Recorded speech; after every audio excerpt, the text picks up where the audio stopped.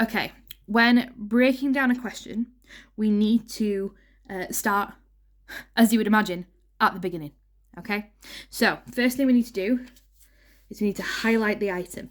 Okay, so as I've already done for you, some sociologists suggest that pupils of different social classes have different experiences in schools. Already, we know we need to be starting to think about the two social classes we discuss in sociology, okay? The middle and the working classes. This concept of different experiences means we need to be starting to thinking about positives and negatives, okay? Who is going to have a different experience? Of a working in a middle class student, who is more likely to have a positive experience? Who's more likely to have a negative experience? Okay, the curriculum may place a higher value on middle-class cultural capital and place some pupils at a disadvantage. So the minute we see curriculum, we need to be starting to think about ethnocentric. The concept possibly of the hidden curriculum, if this was a large mark question. You might want to bring that in as a criticism. Written in English, elaborated code, okay? All these things start to pop up when we think about the curriculum, okay? The idea that some students are going to do better purely because they speak the appropriate code. Middle classes speak elaborated code. Working classes speak restricted, okay? If the entire experience in education is spoken in elaborated code, we know that the working classes are automatically going to be at a disadvantage. So that is a nice paragraph you could write. Okay.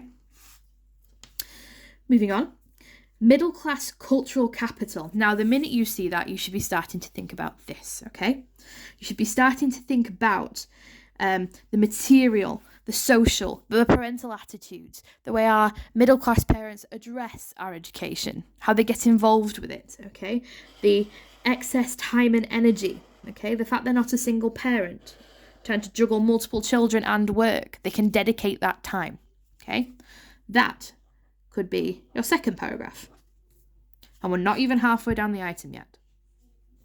Okay, both teacher-pupil relationships and interactions within peer groups are likely to affect how pupils of different social classes see themselves. Now, this line here, teacher-pupil relationships and interactions, means you've got to be thinking about this. Teacher-student relationships should start to bring to mind things like labelling, setting and streaming, and the idea that students start to live up to a self-fulfilling prophecy once these occur. The peer-student relationship should start to make you think about working-class hypersexualised identities and laddish subcultures. Sexualised identities being very female and laddish subcultures being very male. Okay? These are other paragraphs you could write. As we discussed before, for a 10 marker, all you need is 2 peel paragraphs. So there's 4 options here to choose from. You only need to pick 2. You need to pick the strongest 2, the 2 you are most confident with. But it's already giving you 4 different options to work with. Now, what's really important for this question is this. The question specifically asks you to mention pupil identity. Okay? Apply material from item A, analyse 2 ways in which processes within schools may affect pupils' identities. So all of this lovely stuff we've pulled out here needs to be linked back to pupil identity. Okay? You are not answering the question if you do not address pupil identity. So this is where the concept of self-fulfilling prophecy comes in really well, okay? This idea that they become to see themselves how they are labelled and therefore struggle in education. This idea that they see themselves as never achieving, so they find self-worth in sexualised identities and laddish subcultures, okay? This idea, again, you could tie this in to this concept that they do not feel as though they will ever achieve. Okay, it might be that you pick bits from both sides, maybe different sections, and work them together. Okay, but the item gives you options. The item tells you what to write. So I highly recommend you take the time to go through the item, to take the time to go through and annotate the question. Okay, because it's not a trick. It gives you all the answers you're looking for. You just actually have to take the time to pull them apart. Okay? Now, I know that can be difficult in exam conditions because you panicked, you don't feel like you've got enough time, and you're a bit stressed. I totally understand.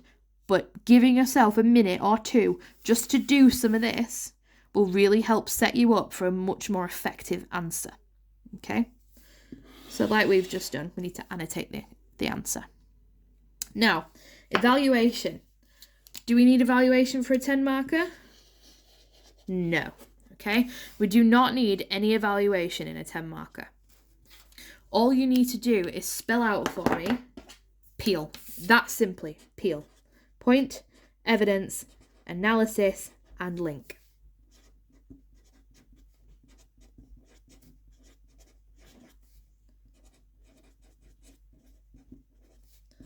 Okay? You make your point. You make your point that answers the question.